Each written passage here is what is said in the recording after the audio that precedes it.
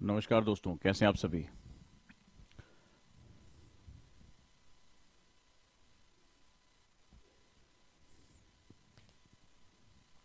स्वागत करता हूं आज की क्लास में आप सभी दोस्तों का और उम्मीद करता हूं कि आप लोग बिल्कुल ठीक होंगे। Good afternoon all of you. और आज का सेशन आपके लिए बहुत बहुत ज़्यादा इंपॉर्टेंट है और वो है बिगनर्स आईएएस की तैयारी में कॉन्फिडेंस कैसे बढ़ाएं। 5 स्टेप्स आपसे डिस्कस करने जा रहा हूं, 5 स्टेप्स कि आप बहुत कॉन्फिडेंट रहेंगे और इस पूरी तैयारी में आपसे जो गलतियां होती हैं वो गलतियां अब आप नहीं करेंगे। ये बात आपके लिए बहुत ज़्यादा इंपॉर्टेंट है दोस्तों। तो चलिए हम लोग शुरू करते हैं आज की क्लास को। और मैं बिल्कुल ठीक हूं और उम्मीद करता हूं आप सभी बिल्कुल स्वस्थ होंगे, अच्छे से अपनी पढ़ाई कर रहे होंगे और आज हम एक नया डायमेंशन यहां पर क्रिएट कर पाएंगे। सो आर यू रेडी? तैयार हैं आप सभी? जो पॉइंट्स आपसे मैं डिस्कस करने जा रहा हूं वो पॉइंट्स आपकी लाइफ के बहुत इंपॉर्टेंट पॉइंट हो सकते हैं, बहुत ही महत्वपूर्ण पॉइंट हो सकते हैं आपकी तैयारी में। एक्चुअली में अगर कोई चैलेंज आपके सामने लेकर आता है तो वो आप स्वयं लेकर आते हैं। वो चैलेंज जो है वो आपके साथ दिक्कतें होती हैं, आप धीरे धीरे खुद पर अपना कॉन्फिडेंस लूज कर जाते हैं और धीरे धीरे हार मान लेते हैं। ये बात मैं नहीं कह रहा हूं, ये यूपीएससी के आंकड़े कहते हैं। जो एग्जाम से 3 महीने पहले बच्चे फॉर्म भरते हैं उसमें से 50% बच्चे, यानी 3 महीने पहले जिन्होंने फॉर्म भरा, जिन्होंने डेडिकेशन दिखाया, वो साल अपीयर होना चाहते हैं और उसमें से 50% बच्चे एग्जामिनेशन सेंटर पर नहीं जाते। उसमें से भी लगभग 1 लाख बच्चे जो वहां पहुंचते हैं, उसमें से भी लगभग 1 लाख बच्चे, जो कि टोटल मात्रा का 15% है। आप ये समझिए आंकड़ों को। वो फर्स्ट पेपर देने के बाद उनको लग जाता है उनका सिलेक्शन नहीं होगा, वो सीसैट के पेपर में अपीयर ही नहीं होते, मतलब वो दोनों पेपर नहीं देते हैं, वो एक देने के बाद वहां से हट जाते हैं। तो ये बहुत बड़ा नंबर है, ये बताता है कि आपके अंदर कॉन्फिडेंस की बहुत कमी है। तैयारी की शुरुआत में ही आपने कॉन्फिडेंस को काफी लूज कर दिया और कॉन्फिडेंस लूज करने की वजह से आपको जो मिलना चाहिए वो आपको नहीं मिल पा रहा है। धीरे धीरे कॉन्फिडेंस लूज करने की आदत आपको हार में लेके जाती है, हार में ये बदल देती है। तो चलिए हम शुरुआत करते हैं आज इस बात को जानने के लिए कि कैसे हम तैयारी में अपने कॉन्फिडेंस को बढ़ा सकते हैं। ये 5 टिप्स आपको बहुत कॉन्फिडेंस दे सकती हैं। कल जैसे मैंने क्लास ली तो कई बच्चों ने मैसेज किया कि सर इसमें से 2 पॉइंट हमारी जिंदगी के बहुत ही खतरनाक पॉइंट है, एक हम निगेटिव सोचते हैं, दूसरा सेल्फ कॉन्फिडेंस नहीं ले पाते हैं। तो आज मैं उसी पर बात करने जा रहा हूं कि अपना सेल्फ कॉन्फिडेंस आप कैसे बढ़ा सकते हो। और तैयारी में हमेशा जब आपके सामने प्रेशर पड़ेगा, जब लोग आपसे क्वेश्चन पूछेंगे, जब माँ बाप क्वेश्चन पूछेंगे बाबू तुम्हारा हो जाएगा कि नहीं हो जाएगा, जब पूरे चारों तरफ से प्रेशर आना शुरू हो जाएगा, ऐसी कंडीशन में जब आप टूट जाने की हालत में रहते हो, तब कैसे अपना कॉन्फिडेंस आप बढ़ा सकते हो। तो चलिए शुरुआत करते हैं।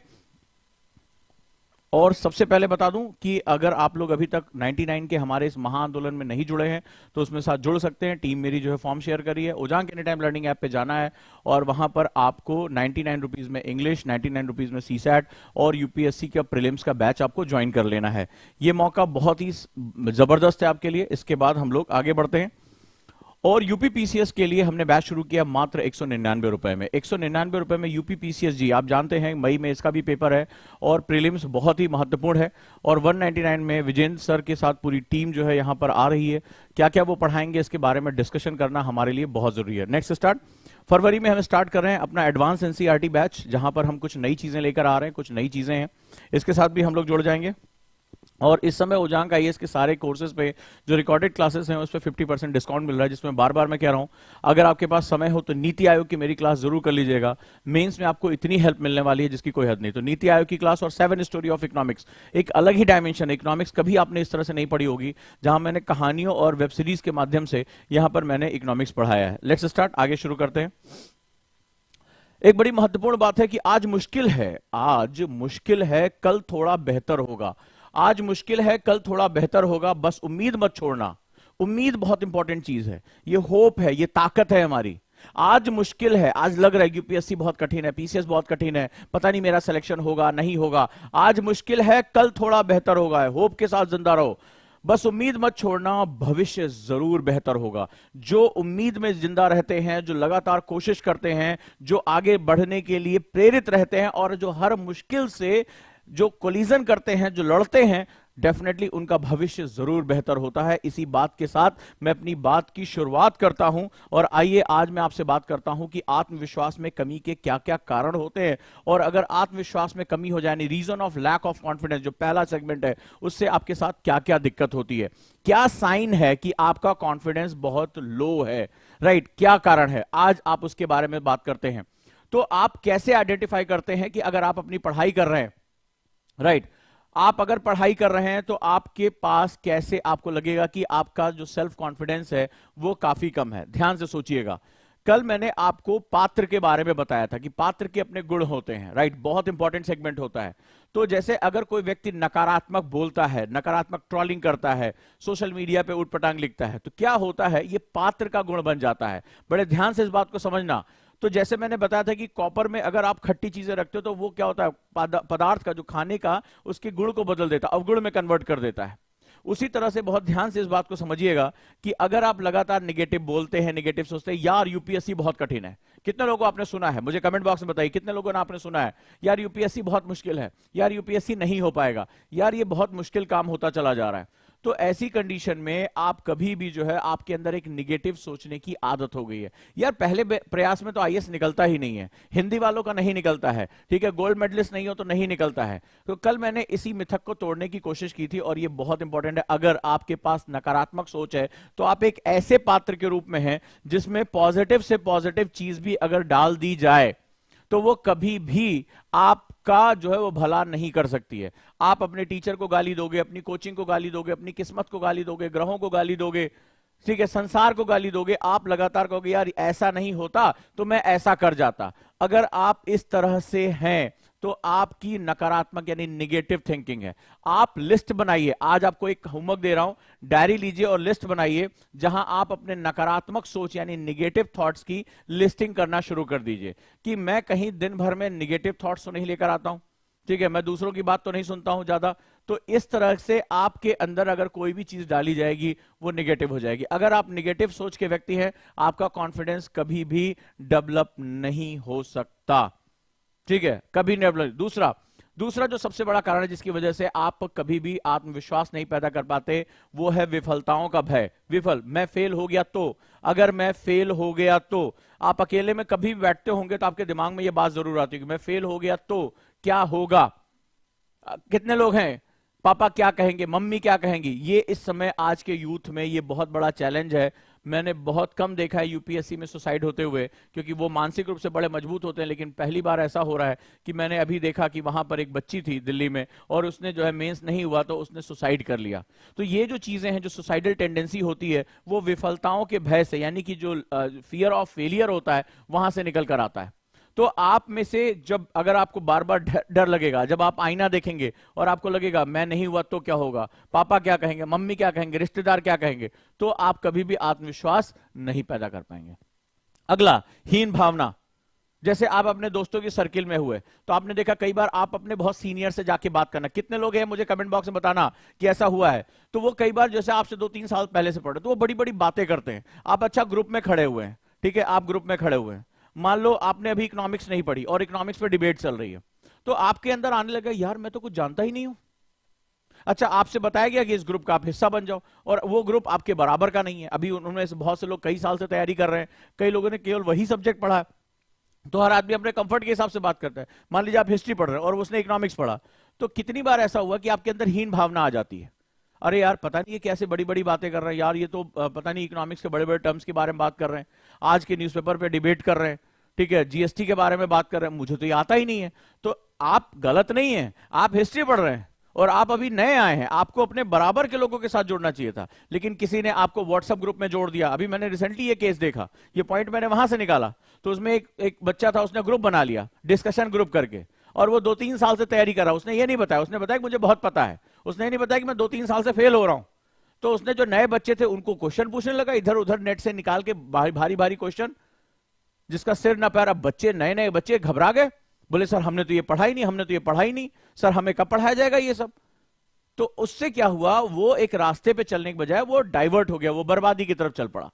तो इस तरह से अगर हम देखेंगे तो ये हीन भावना यहां से निकल कर आती है। कोई बहुत बड़बोला होता, अच्छा आपने ध्यान रखा होगा, अधजल गगरी छलकत जाए, जिसको कम नॉलेज होती है वो ज्यादा बोलता है और जिसको नॉलेज अच्छी होती है वो चुप रहता है। ये नोटिस करके देखना, बताओ ये सही है कि नहीं सही है, कि जिसको नॉलेज कम होती है वो ज्यादा बोलता है, ठीक है, अरे हम फलनवा ढिकनवा, मोदी जी को ये करना चाहिए, जयशंकर ने ऐसा किया वैसा किया, दुनिया भर के। जिसको आता है वो चुपचाप अपना पढ़ता है, वो आंसर राइटिंग में बोला मुझे बोलने से तो नंबर नहीं मिलेगा, 1750 नंबर मुझे लिखने से मिलेंगे, ठीक है। तो आप कभी भी ऐसे ग्रुप का हिस्सा ना बने जहां आपसे ज्यादा बड़े बकायत हो, जहां बेवजह की बातें होती है, वहां हीन भावना से निकले। आपको कॉन्फिडेंस बढ़ाना है। ये लाइफ बड़ा अजीब है, क्योंकि आत्मविश्वास एक एटीट्यूडनल प्रॉब्लम है। आप खुद को छोटा करके भी देख सकते हो और आप खुद को बड़ा करके भी देख सकते हैं, ये आपको तय करना होगा। ठीक है। और ऐसे लोग जो आपके बारे में निगेटिव बात करते हैं, अरे तुम टॉपर नहीं हो, तुम गोल्ड मेडलिस्ट नहीं हो, तुम्हारा कभी अतीत अच्छा नहीं रहा, तो वो क्या करते हैं, ऐसा बोल बोल के आपके अंदर हीन भावना भरने की कोशिश करते हैं। आप उसको एक्सेप्ट कर लेते हो। तो अगर आपके अंदर हीन भावना है खुद को लेकर, कई बच्चे तो ये तक कहते हैं, सर मुझे अच्छे से अंग्रेजी बोलना नहीं आता, इसलिए हीन भावना का शिकार है। बताइएगा किसके साथ ऐसा हुआ? सर मैं तो इंग्लिश फर्राटेदार पढ़ ही नहीं सकता, ना बोल सकता हूं, इसलिए मेरा आईएएस नहीं हो सकता, मैं हिंदू नहीं पढ़ सकता। कितने लोगों को यह समस्या है? कितने लोगों को समस्या है कि वो कभी कॉलेज में गए, वहां दो चार लड़कियों ने जो है फराटेदार अंग्रेजी बोल दी, तो वो इसके मारे जो है वो परेशान हो जाते हैं। तुम्हें गर्व नहीं, तुम्हें हीन भावना। तुम्हें गर्व ये होना चाहिए, कितने लोग हैं मुझे बताना, जैसे कोई है भैया ये कैसे मिलेगा, तो जैसे मान लो अब वो हिंदी तोड़ मोड़, उसको लग रहा है वो गर्व की बात है। ओ माय गॉड, मेरा हिंदी तो बहुत वीक है। हिंदुस्तान में रह रहे हो, नॉर्थ इंडिया में हो, मेरी बात को ध्यान से सुनना।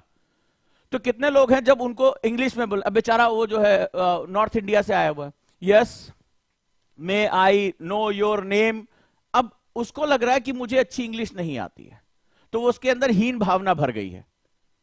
ठीक है, उसके अंदर हीन भावना भर गई। होना यह चाहिए था कॉन्फिडेंस। देखिए क्या होता है, कॉन्फिडेंस सिचुएशन को रातों रात बदल के रख देता है। कॉन्फिडेंस ये होना चाहिए था, मैं भारत का निवासी हूं, भारत की राजभाषा हिंदी है, मुझे हिंदी बोलने पे गर्व होना चाहिए। इस लड़की को शर्म आनी चाहिए कि भारत की निवासी होकर कह रही, ओ आई डोंट नो हिंदी, मेरा हिंदी ठीक नहीं है, भैया ये कैसे देगा। तो ये उसको नहीं बात करनी है, उसको ये सोचना, तुम ये अपना दिमाग उसको अंग्रेजी, तुम अपना अंग्रेजी के पीछे भागने के पहले भाषा नॉलेज होनी चाहिए कि मैं कुछ भी पढ़ सकूं, हिंदू भी पढ़ सकूं, इंडियन एक्सप्रेस पढ़ सकूं, लेकिन मैं अपने हिंदुस्तान की लैंग्वेज पे, उसको शर्म आनी चाहिए कि तुम हिंदुस्तानी हो, भारतीय नागरिकता है तुम्हारे पास, भारत की राजभाषा उत्तर भारत में रह के तुम कह रहे आई डोंट नो हिंदी, और बड़े गर्व से इस पर बात हो रही, और तुम परेशान हो गए यार इससे बात करनी है तो अंग्रेज में, तुम किसी अंग्रेज से बात कर रहे हो। तो ये होती है आत्मविश्वास की जो ललक होती है, वो यही होती है। तुम्हारी हीन भावना तुम्हें परेशान करती है। अरे उससे इंग्लिश में बात नहीं करेंगे तो पार्टी में नहीं बैठ पाएंगे, उन लोगों के बीच से निकाल दिए जाएंगे। बहुत बड़ा आज यूथ जो है इसी हीन भावना का शिकार है। अगर मैं सही कह रहा हूं तो मुझे कमेंट बॉक्स में बताइए, हां सर आप सही कह रहे हैं। और अगर आपके अंदर आत्मविश्वास है, आपके अंदर आत्मविश्वास है, तो आप कहेंगे एक्सक्यूज मी, आप जरा हिंदी में बात करें, हमारी राजभाषा है, हम भारतीय हैं और हमें अपनी भाषा पे गर्व होना चाहिए।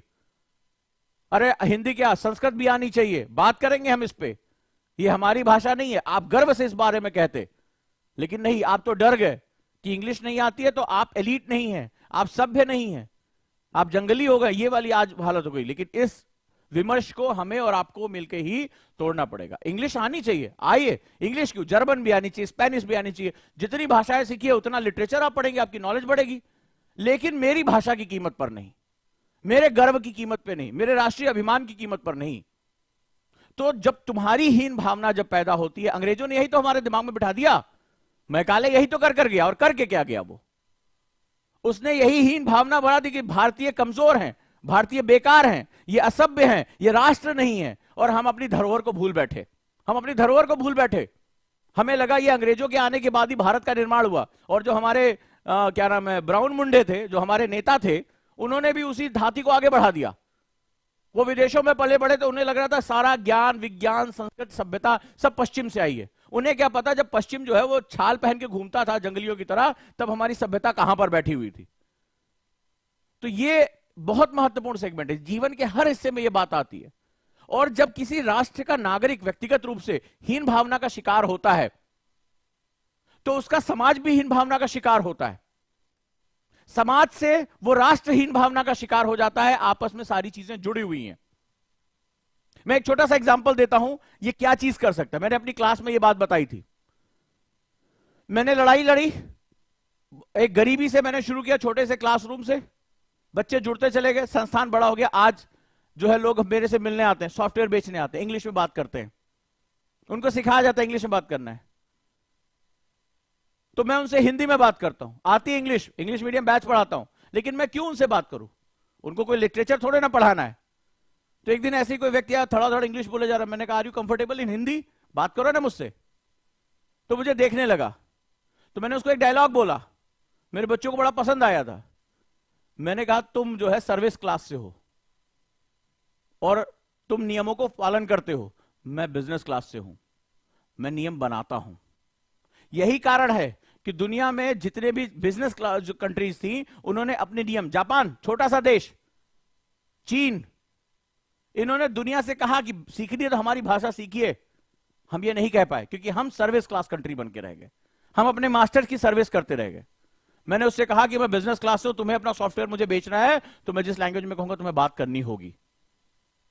तो ये जो सेल्फ कॉन्फिडेंस आया था, ये मेहनत से आया था। तो हीन भावना को निकालकर फेंक दो। यूपीएससी में तुम्हारे सामने बहुत सी बातें निकलकर सामने आएंगी, सबको निकाल के फेंक दो। अरे बाबू तुम्हारा नहीं होगा, ये है वो है, तुम हिंदी माध्यम वाले हो। ये हीन भावना इतनी गहरी होती चली जा रही है कि आपका कॉन्फिडेंस हमेशा के लिए खत्म हो जाएगा। मेरी बात को याद रखना और इसको जीवन में अप्लाई करके देखना। और जिस दिन तुम्हारे अंदर तुम्हारी नॉलेज आ जाएगी, तुम उससे कहो तुम इंग्लिश में बात कर रहे हो ना, आओ भारत की विदेश नीति पे बात करते हैं, भारत की संस्कृति के बारे में बात करते हैं, भारत की पुरातन परंपराओं के बारे में बात करते हैं। मैंने पढ़ा है, चलो तुम इंग्लिश में बात करो, मैं हिंदी में बात करता हूं, देखते हैं किसकी नॉलेज एक्यूरेट है। तो जब तुम्हारा कॉन्फिडेंस बढ़ेगा तो तुम अपनी नॉलेज की तरफ भागोगे। और कभी भी याद रखना, ज्ञान भाषा आधारित नहीं हो सकता। ज्ञान को प्राप्त करने की कोई शर्त नहीं है किसी भाषा में ज्ञान प्राप्त होगी। ज्ञान हमेशा क्यूरियोसिटी, चाहत से आती है। अगर तुम्हारे अंदर वो ज्ञान को, ये एक यात्रा है, परस्यूट ऑफ नॉलेज है, अगर तुम्हारे अंदर प्यास होगी ज्ञान की, तो किसी भी भाषा में तुम ज्ञानी हो जाओगे। उसको चैलेंज करो, चल भाई देखते हैं, तुम इतने फराटेदार अंग्रेजी बोल रही हो या बोल रहे हो, आओ चलो नॉलेज पे बात करते हैं ना, आओ आज भारत की इकोनॉमी पे बात करते हैं, देखते तुम्हें देश के बारे में कितना पता। तुम तो अंग्रेजी में बहुत बोल रहे हो। तुम देखना उसका कॉन्फिडेंस गायब हो जाएगा। जब उसके सामने 4 फैक्ट रखोगे तो उसकी अंग्रेजी इधर उधर घूम जाएगी। यही होता है कॉन्फिडेंस। करके देखना गर्व से। और जब तुम स्थापित परंपराओं को चैलेंज करने का तुम्हारे अंदर विश्वास आ जाता है, साहस आ जाता है, तो यकीन मानिए आप जिंदगी में फिर कभी पीछे मुड़कर नहीं देखते हैं। और जब हीन भावना होती है तो आप खुद को कमजोर समझना शुरू कर देते हैं। और जब आप खुद पर कमजोर अपना समझने लगते कि यार मेरे से नहीं हो पाएगा, मैं अच्छा आंसर नहीं लिख सकता। कितने लोगों को यह बात समझ में आती है? कितने लोगों ने यह बात अपने अंदर बोली है? मुझे बताइए यार मैं अच्छा आंसर नहीं लिख सकता। मुझे कमेंट बॉक्स में बताइए सब लोग मिलकर, यार मैं अच्छा आंसर नहीं लिख सकता, मुझे ज्यादा देर तक याद नहीं रहता, यार मैं ज्यादा देर पढ़ नहीं पाता। क्यों? क्योंकि आप अपने आप को कमजोर समझने लगे। आपको लगता है कि आईएएस कुछ ऐसे लोग हैं, एलीट क्लास है, कुछ ऐसे भगवान के वरदान है, वही आईएएस बन सकते हैं, बाकी कोई आईएएस नहीं बन सकता, कोई जीवन में सफल नहीं हो सकता, कोई बोर्ड टॉप नहीं कर सकता। तो हीन भावना से आगे खुद को कमजोर समझना। और जब आप खुद को कमजोर समझना शुरू कर देते हैं तो सबसे खतरनाक स्थिति आ जाती है जिसको बोलते हैं खुद पर यकीन ना होना। और जब आप खुद पर भरोसा करना छोड़ देते हैं तो यह सोचिए कि आपका तो सर्वनाश हो गया, आपका सर्वनाश हो गया। जो व्यक्ति खुद पर भरोसा नहीं कर सकता, जीवन में उसको कभी विजय मिल ही नहीं सकती, असंभव है ये। संसार का इतिहास उठा के देख लो, जिन्होंने संसार को बदला है उनसे पूरे संसार ने कहा अरे तुमसे नहीं हो पाएगा। एडिसन से कहा बल्ब क्या तुम बनाओगे, राइट ब्रदर से कहा क्या जहाज तुम उड़ाओगे यार। वर्तमान समय में एलन मस्क ने कहा, जब कहा कि मैं ऐसे रीयूजेबल लॉन्च लेकर आऊंगा व्हीकल, बोला नासा नहीं बना पाया, तुम्हारे पास तो एस्ट्रोनॉमिकल डिग्री नहीं है यार, तुम क्या बताओगे। तो इस संसार को बदलने वाले वो थे, उसने कहा डिग्री नहीं है तो क्या हुआ यार, इरादे तो हैं, मैं किताबें पढ़ के सीख लूंगा, फेल होऊंगा तो क्या हुआ, हर फेलियर मुझे बताएगा कि पास होने का तरीका क्या है। और खुद पर भरोसा जब किया, दुनिया को बदल के रख दिया। आज नासा भाग कर गया स्पेस एक्स के साथ काम करने के लिए, भाई ये रीयूजेबल जो है रीलॉन्चेबल व्हीकल हमें भी दे दो, हम नहीं बना पा रहे हैं, हमें सालों लग जाएगा, तुमने तो बना लिया, आज हम तुमसे काम करने के लिए तैयार हैं। नासा गया उसके पास, नासा गया। यह होती है विश्वास की ताकत, यह होता है खुद पे भरोसा। जब संसार का हर व्यक्ति तुमसे कह दे कि तुमसे नहीं हो पाएगा, तुम्हारा अंतर्मन कहे अगर हो पाएगा तो ये मुझसे ही हो पाएगा। यही अंतर होता है। एक व्यक्ति देखता है इम्पॉसिबल, इम्पॉसिबल वर्ड देखता है, और एक कहता है जब सामने लिखा होता है इम्पॉसिबल, नहीं हो सकता, आईएएस बहुत कठिन है, फलाना बहुत कठिन है, तो जिसको खुद पे भरोसा होना तो वो कहता मैं इसको अलग तरीके से देख रहा हूं। मैं कह रहा हूं ये खुद ही कह रहा है I am possible, I am possible, ये तो खुद कह रहा है। तो इम्पॉसिबल भी वो अलग तरीके से देखते हैं। जब दुनिया कहती है इम्पॉसिबल, तो उनकी आंखें कहती अरे ये तो खुद कह रहा आई एम पॉसिबल, मैं सक्षम हूं। तुम खुद पे भरोसा करते हो कि नहीं करते हो? तो जो दुनिया की सबसे बड़ी ताकत है वो खुद पे भरोसा करने की ताकत है, और ये जुड़ी हुई है, अपने आप नहीं आती है। तो आज से अपने आप को कम समझना बंद करो, जो तुम्हारी कमियां हैं उसको दूर करो, मदद लो, अपने आप को बनाओ, तब विश्वास पैदा होगा। क्या नुकसान होते हैं अगर खुद पर कॉन्फिडेंस करना तुम्हें नहीं आता? सबसे महत्वपूर्ण है, राइट, जिंदगी में कभी भी सफल नहीं हो सकते, क्योंकि पूरी दुनिया तुम पर दांव लगा ही नहीं सकती जब तुम खुद पर दांव नहीं लगा सकते। No risk no gain. अगर जिंदगी में कुछ पाना है तो रिस्क लेना पड़ेगा, और रिस्क कौन लेता है? जिसे खुद पर भरोसा होता है कि मैं जो काम कर रहा हूं मैं उसकी जिम्मेदारी ले रहा हूं। अरे गिरते हैं शहसवार ही मैदाने जंग में, वो तिफल क्या गिरे जो घुटनों के बल चलते हो। जिस पे भरोसा ही नहीं है कि वो घोड़े पर बैठ सकता है, गिरेगा तो गिरेगा, चोट उसको लगेगी, तो वो जिम्मेदारी ले रहा है ना। और जो डर के मारे बैठा रह गया, हाय मैं घोड़े पे अगर गिर गया तो, चोट लग गई तो, वो जिंदगी भर घुड़सवारी नहीं कर सकता है। तो जिंदगी में कुछ अद्वितीय करने के लिए अपनी उस परिवार की परिपाटी से निकलकर इस परिवार को आपको गर्व कराने के लिए, एक नई चीज पैदा करने के लिए आपको खुद पर कॉन्फिडेंस होना ही चाहिए। और अगर ये नहीं है, यकीन मानिए संसार की बड़ी से बड़ी ताबीज, बड़े से बड़ा टीचर, महंगी से महंगी किताब, संस्था, कोचिंग, कोई आपका भला नहीं कर सकता, क्योंकि हर समय तुम खुद पर अविश्वास करते हो। क्योंकि जब भरोसा नहीं करोगे तो डर पैदा होगा, डर के कारण आप कभी भी अच्छे से काम नहीं कर पाओगे। कितने लोग हैं, मुझे चैट बॉक्स में बताइए, जो कॉन्फिडेंस इनके अंदर नहीं है, जो हर दिन अपने आप से प्रश्न पूछते यार मेरा नहीं हो पाएगा तो, मैं नहीं कर पाऊंगा तो, ठीक है। जो आपको एग्जाम में अच्छे से पता है, भरोसा ना, ये भरोसा आदत बन जाती है। भरोसा ना होना क्या हो जाती है? आदत बन जाती है, हैबिट। आपको आता हुआ, कितने लोग हैं ऑब्जेक्टिव में, जब उन्होंने कोई क्वेश्चन आता हुआ रहा है और पहली बार में जैसे उन्होंने पढ़ा, मुझे बताना सही, पहली बार जैसे उन्होंने पढ़ा उनको पता था इसका आंसर ही होगा, दूसरी बार जब उसको पढ़ा, नहीं यार इतना आसान नहीं हो सकता, आईएएस का पेपर है, और उसको गलत कर लिया। कितने लोग हैं, कितने लोग हैं जिन्होंने दूसरी बार पढ़ के उसको गलत कर लिया?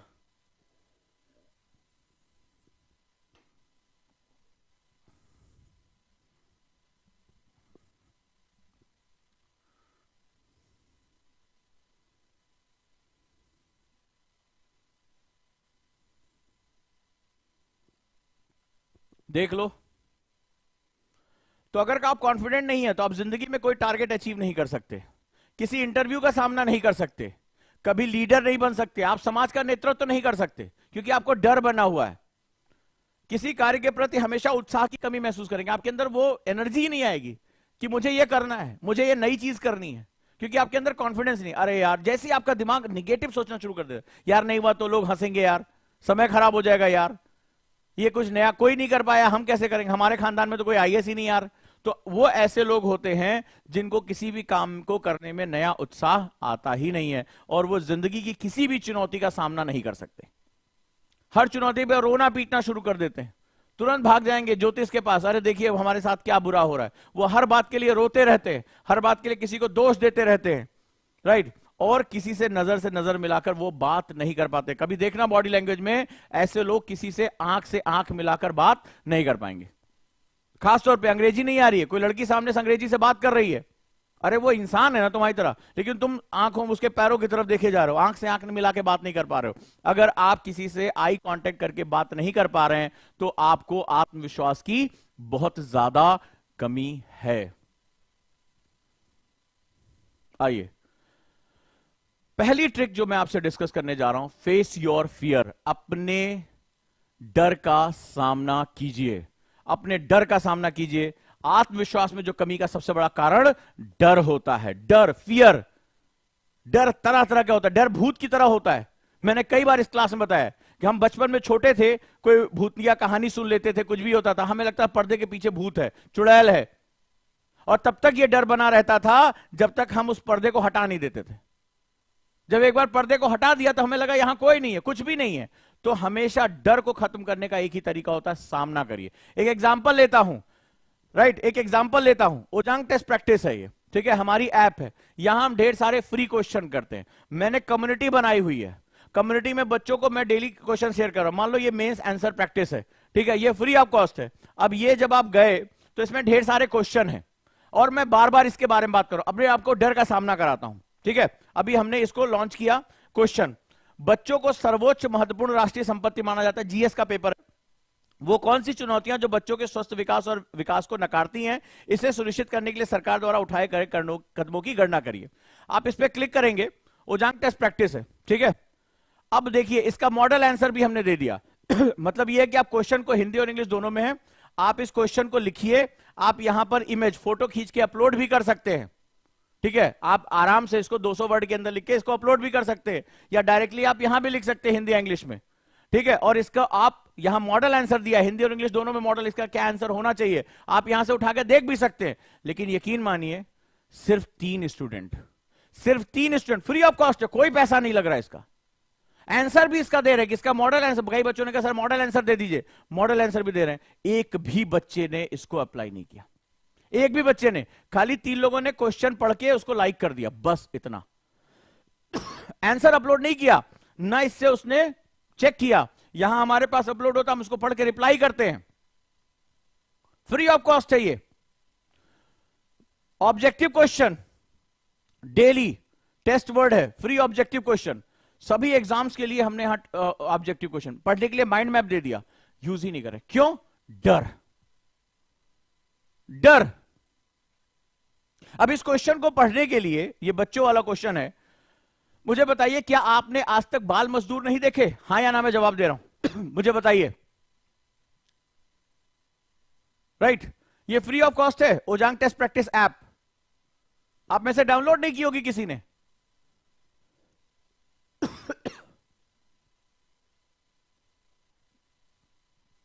कोई फालतू फालतू कॉल नहीं आती है, बेकार की बातें कर रहे हो, ठीक है। और कॉल आएगी तो इंस्टीट्यूट से आएगी बस, और इससे ज्यादा नहीं आएगी। ये सिर्फ यहां पर आपको टेस्ट देना। ये कहो तुम फट्टू हो और टेस्ट नहीं दे सकते, तुम्हें यहां पर जाना है सिंपली यहां पर क्वेश्चन अपलोड करने। लेकिन हम तुम्हारे बारे में पता कर लेंगे ना, कि अंदर से जो अपने मां बाप को बता रहे हो कि साहब हम बहुत तैयारी कर रहे हैं, कुछ दम नहीं है, क्योंकि यहां पूरी दुनिया देख लेगी, यहां फोरम है, आपका क्वेश्चन हर कोई देख सकता है, आपका आंसर जो होगा। डरपोक हो और डर है तुम्हारा, अरे कॉल करके कौन से तुम्हारी कोई जमीन लिखवा लेगा, इतने डरपोक मत बनो। एक मौका है, आंसर मैच करो, क्या पता यही क्वेश्चन आ जाए। 15 नंबर तुम्हारी जिंदगी कहां से कहां लेके जा सकता है, तुम्हें अंदाजा नहीं है यूपीएससी में। तो ये क्या हुआ? अब आप मुझे बताइए, कई लोग कहेंगे साहब हमने पढ़ाई नहीं। अच्छा जरा देखो, कल मैंने बताया था कि सोच होनी चाहिए, यूपीएससी क्या मांगता है? सोच। आप में से कितने बच्चे हैं, बहुत अभी मैं आपको आपकी वो बताता हूं कि आपका लेवल क्या है, और आप तैयारी करने के लिए थोड़े ना आए हो, आप 2 साल छुट्टियां मनाने आए हो अपने मां बाप से पैसा लेके आईएएस की तैयारी के नाम पे। और ये सच्चाई है जो तुम्हारे मुंह पे बोल रहा हूं, और ये 90% बच्चे इसी हिसाब से हैं। वो 2 साल अपने मां बाप से टाइम लेकर छुट्टियां मनाने आए, चल यार आईएएस की तैयारी के नाम पे 2 साल एंजॉय करते। क्यों? बच्चों के बारे में अगर मैं बात करूं, कितने आप स्टूडेंट हैं जहां पर आपने ढाबे पे छोटू नाम का एक व्यक्ति आपने काम करते हुए देखा है? कितने? मैं आपसे क्वेश्चन पूछ रहा हूं, इस क्वेश्चन का जवाब देना है मुझे, इसको कोई परफेक्ट आंसर मुझे नहीं चाहिए। क्वेश्चन है कि बच्चों को सर्वोच्च महत्वपूर्ण राष्ट्रीय संपत्ति माना जाता है। राष्ट्रीय संपत्ति मतलब ये बच्चे हमारी धरोहर है, ये हमारा डेमोग्राफिक डिविडेंड बनेंगे। अगर इनको सही एजुकेशन मिल जाए, सही रास्ता मिल जाए, तो यही हमारे लिए काम करेंगे। मुझे बताइए वो कौन सी चुनौतियां हैं, चैलेंजेस क्या है? तो मुझे तुमने कितने लोग हैं जिन्होंने छोटे छोटे बच्चों को कूड़ा बीनते हुए देखा? मुझे अब जवाब चाहिए। मैं तुम्हें तुम्हारा आईना दिखाने जा रहा हूं कि तुम्हारा डर तुम्हारा सबसे बड़ा दुश्मन है, तुम्हारा डर तुम्हारी प्रगति को रोकता है। तुमने कितने लोगों को ये अपने कंधे पे थैला ले जाते हुए देखा है कूड़ा बीनते हुए? कितने लोगों को आपने किताबों की दुकान, यहां पर जो है आपने चाय की दुकानों पर उन्हें बर्तन साफ करते हुए देखा है? कितने लोगों ने देखा है? कितने लोग हैं?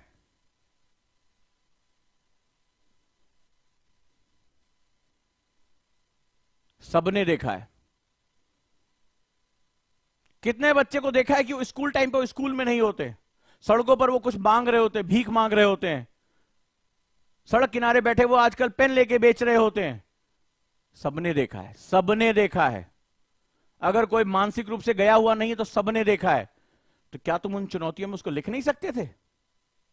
वो बच्चा जिसको एजुकेशन नहीं मिल रही है, जिसको 2 वक्त का खाना नहीं मिल रहा है, जिसको एक गरिमापूर्ण जीवन नहीं मिल रहा है, क्या तुम नहीं जानते कि बच्चे चुराए जाते हैं और उनसे भीख मंगवाया जाता है? तुमने स्लम डॉग मिलियनेयर में देखा नहीं था बच्चों की आंखें फोड़कर उनसे कैसे भीख मंगवाए जाते हैं? या भारत में ह्यूमन ट्रैफिकिंग के बारे में तुम्हें नहीं पता? या तुमने सुना नहीं? या तुम्हारे मां बाप ने कहा अरे बच्चों को भीख मत दिया करो, ये जबरदस्ती चुराए जाते हैं बच्चे? सब कुछ पता है तुम्हें। तो तुम किस दिन का इंतजार कर रहे हो कि इसका आंसर लिखने के लिए आज तुम उसकी चुनौतियों के बारे में, कि बाल श्रम कराया जा रहा है, उनको उनका अधिकार नहीं मिल रहा है, सरकार की जो योजनाएं हैं पूरी तरह से उन तक पहुंच नहीं पा रही हैं, समाज अपना उत्तरदायित्व तो पूरा नहीं कर पा रहा है, हम देखकर आंख बंद कर लेते हैं, बच्चों से भीख मंगवाई जा रही है। आप में से मुझे बताओ इसका जवाब कौन कौन नहीं दे सकता? और नहीं दे सकता, आज ही वो आईएएस की तैयारी को छोड़ दे। उसको हक नहीं है तैयारी करने का, अपने मां बाप के पैसे के, खून पसीने के पैसे को बर्बाद करने का। क्योंकि तुम किताबें पढ़ के कभी नॉलेज नहीं ले पाओगे। जो अपने समाज को नहीं पढ़ सकता वो क्या किताबें पढ़ेगा? जो खुली किताबें हैं, जिसके बीच में तुम पले पड़े हो, 12-15 साल तुम यहां पर रहे हो, कौन सा टीचर तुम्हें 1 साल में आईएएस पढ़ा देगा? कोई नहीं पढ़ा सकता, चैलेंज के साथ कह रहा हूं। क्योंकि तुम पढ़ने योग्य नहीं हो। कारण यह है कि तुम्हारा दिमाग ही नहीं खुला हुआ है। तुम्हारी आंखें तो कुछ और ढूंढ रही हैं, उस स्त्री का शरीर ढूंढ रही है तुम्हारी आंखें, वो विलासिता ढूंढ रही है, वो लस्ट ढूंढ रही है। तुम्हारी आंखों में ज्ञान की भूख कहां है? होती तो तुम्हें इसका जवाब पता होता, होती तो तुम इसका जवाब दे पाते। कम से कम 4 लाइनों का प्रयास करते। आज 4 लाइन लिखते, कल 8 लाइन लिखते। तुम कौन सी बात लिखने जा रहे हो कि पहली लाइन लिखोगे और एग्जामिनर की आंखों में आंसू आ जाएगा? कभी वो दिन नहीं आने वाला। निश्चिंत रहिए, लिख लीजिए आज ये बात। तो जो अपने समाज को देख नहीं सकता वो कोई किताब नहीं पढ़ सकता। पहली आपकी टीचिंग आपका समाज होती है, जिस समाज से निकल कर आए हो। कल मैंने आपको यही बताया था, अगर आपके पास सोच नहीं है, विश्लेषण नहीं है, आईएएस लिख के रख लो, तुम्हारा कभी नहीं होगा। आज कर लो। 2023, 24, 25, 26 जब मिलना चाहो मैं तैयार हूं तुम्हारे सामने। और अनुभव के साथ कह रहा हूं, सालों के साल बड़े बड़े हमारे सामने दिग्गज आते हैं, बहुत बड़ी बड़ी बातें करते हैं, मुंह में गुटकट बैठा, क्या पढ़ाएंगे कि आईएएस हम बन जाएंगे। ऐसे ऐसे हमारे पास आते हैं, कुछ ऐसा बताइए कि 1 साल में आईएएस बन जाए। 2 महीने बाद गायब हो जाते हैं, खेत में ही होते हैं अपने। तो अगर आपके अंदर समाज को पढ़ने की ताकत नहीं है, किताबें आप कभी नहीं पढ़ पाएंगे। तो अपने अंदर क्या है? आपका डर है। क्वेश्चन लिख देंगे, पूरी दुनिया देख लेगी, मेरा टीचर देख लेगा, मैं तो एक्सपोज हो जाऊंगा। मैंने तो पूरा मुलम्मा चढ़ाया हुआ था, कवर चढ़ाया हुआ था झूठ का, कमरे में इतने चार्ट लगाए हुए थे, नई नई किताबें, पिताजी से पैसा लेके आधे पैसे किताबें खरीदी थी, आधा पैसा गिफ्ट में चला गया। वो सारा झूठ सामने आ जाएगा। माँ बाप सोच रहे हैं कि हमारे बाबू भैया पढ़ रहे होंगे कहीं, उनको फोटो दिखाई जा रही, कितना सुंदर सुंदर कमरा है मेरा, देखिए किताबों के ऊपर जिल्द भी चढ़ा दिया, और जिल्द चढ़ा के बता दिया कि अब ये कभी नहीं खुलेंगी। उनको किताबों के ढेर दिखाए, देखिए हिस्ट्री मुझे इतनी पढ़नी है, ज्योग्राफी में इतनी पढ़नी है। उनसे पैसा लिया जा रहा है, वो बेचारा अपनी सारी जो है ताकत को छोड़ के सब कुछ अपना, कि नहीं मेरा बेटा आईएएस बनने पर तैयारी कर रहा है, आईपीएस बनेगा। सपना दिखाया उसने, सपना दिखाया नहीं, सपना बेचा है। और वो माँ बाप ने खरीद लिया, बेचारे क्या करें, अपनी औलाद के आगे हार गए, और औलाद अपने डर से हार गई है। तो बड़ा सिंपल सा कॉन्सेप्ट है मेरे दोस्त, बड़ा सिंपल सा कॉन्सेप्ट है। तो ये जो डर है ना तुम्हारा, ये खा जाएगा तुम्हें। और मैंने इससे पहले क्लास में तुम्हें क्या बताया था? 3 चाय 3 आंसर। ये यूपीएससी ना हैबिट्स का एग्जाम है। संसार में सफलता आदतों की गुलाम होती है, याद रखिएगा। और जिस दिन तुम अपनी सफलता की आदतें नहीं बना पाए, सफलता कोई मृग मारीचिका है, कहीं नहीं है कि वो रखी हुई अलमारी के ऊपर चढ़ के सफलता उठा लोगे। अरे ये सबसे मोटिवेशन क्लासेस में होता है। सफलता आदतों की गुलाम होती है। जिसकी आदतें सफल होने के लिए है, उसको सफलता से कोई रोक ही नहीं सकता। बड़ा सीधा मार्ग है यार, टेढ़े हम हैं। मार्ग सीधा है, टेढ़े हम हैं, और कुछ नहीं है। हमें सीधी चीजें समझ में नहीं आती हैं। अरे वो कहता है टाइम से उठो, टाइम से पढ़ो, अपने शरीर का स्वास्थ्य ध्यान रखो, आंसर राइटिंग करो, रिवीजन करो, टाइम से सो जाओ। सोने के समय तुम्हारा सोना बाबू याद आ जाते हैं, खाने के समय तुम जो चटकोरी कर रहे होते हो, शरीर को तुम जो है एकदम मुलायम गुलगुला सा बना के रखना चाहते हो। सुबह तुमसे उठा नहीं जाता क्योंकि रजाई के बाहर ठंड बहुत है, तो क्या खाक सफल हो गए? आंसर तुम इसलिए नहीं लिखते हाय दैया अभी तो हमने पढ़ा ही नहीं, अभी तो आज पहली बार दूसरे गोला से हम उतरे हैं, पीके के साथ आए थे हम यही छूट गए। तो जिसको अपना समाज देखना नहीं आता, बाल श्रम देखना नहीं आता, वो क्या खाक आईएएस बनेगा? लिख के रख लो, आज ओजांग सर ने बोला है और सही से बता रहा हूं, क्योंकि डर का सामना ऐसे ही कराया जाता है। हम भी डर रहे थे, छोटे थे, नाना पकड़ के ले गए, हम कहा नाना उधर नहीं जाएंगे, क्यों? बोले भूत है, डर लग रहा है। तो नाना हाथ पकड़ ले गए, बोले आओ, नहीं नहीं नाना हम मर जाएंगे, बोले नहीं आओ, जबरदस्ती खींच ले गए और बोले देखो कहां पर देख पीछे भूत है, सामने हटाया भूत नहीं था। थोड़ी देर डरे, फिर समझ में आ गया, उन्होंने बताया कि देखो इसके पर्दे कोई भी भूत नहीं, तो हवा से हिल रहा है, कोई भूत नहीं होता। तो ऐसे तुम्हें खींच के तुम्हारे सामने लेकर आ रहा हूं कि नहीं होगा सिलेक्शन अगर यही आते रही। सफलता एक आदत है, जो सफल होता है वो होता ही चला जाता है क्योंकि उसने आदत बना ली है। क्या बताया था? एक आदत। 3 चाय पीते हो, एक चाय पीने में अमूमन 7 से 10 मिनट का समय लगता है। चाय पीते पीते एक आंसर, एक चाय एक आंसर, 3 चाय 3 आंसर, बस तुम्हें पता ही नहीं चलेगा कब तुम्हारी आंसर राइटिंग टॉप पे पहुंच गई। साधन दे रखा है ओजांग टेस्ट प्रैक्टिस, खोल के कभी देख लिया करो, राइट? तो ये थोड़ा सा ध्यान रखो। और जो लोग नहीं पढ़ने आए हैं निश्चिंत रहें, मैंने पहले बताया था इस संसार का नियम बहुत क्रूर होता है, एक मास्टर और एक स्लेव है, सर्विस क्लास। तो याद रखना मेरी बात को, ठीक है? वो तुम्हें ढूंढेंगे, तो अब तुम्हें तय करना है कि वो 2% में तुमने वादा किया था, वो 2% में जो दुनिया के रूल्स बनाते हैं, या 98% में जो उन 2% की सेवा करते हैं, तुम क्या बनना चाहते हो तुम तय कर लो, राइट दोस्तों? और बात बुरी लगनी चाहिए। तो आज मैं अभी पहले हैबिट पे इसको छोड़ूंगा, वापस चलते हैं। और जिन लोगों को क्लास नहीं मिली ओजांग के एडू ऐप से वो शिफ्ट हो जाए, हाथ जोड़ रहा हूं। इतना फ्रॉडगिरी, मतलब हमने कम से कम 1000 कॉल कराई है बच्चों को, वो बच्चे एग्जिस्ट ही नहीं कर रहे हैं। वो कह रहे हैं हम तो भैंस चराते हैं, हम तो कभी फोन ही यूज नहीं करते। तो ये बहुत बड़ा सेगमेंट है। ओजांग एडू ऐप से ओजांग के एनी टाइम लर्निंग ऐप पे आ जाइए, आपको कोई सेगमेंट है तो आप वहां पर बात कर लीजिए, ठीक है? और ओजांग जो एनी टाइम लर्निंग ऐप पे उस पे फर्स्ट क्लास 99 की क्लास चल रही है, जो लोग अभी नहीं जुड़े उसके साथ जुड़ जाए। और जो पीसीएस देना चाहते हैं, पीसीएस में भी कई बच्चों ने हमसे कहा कि सर एक सस्ता कोर्स लेकर आइए, तो हम यहां लेकर चले आए, राइट? चलिए तो मिलते हैं हम लोग।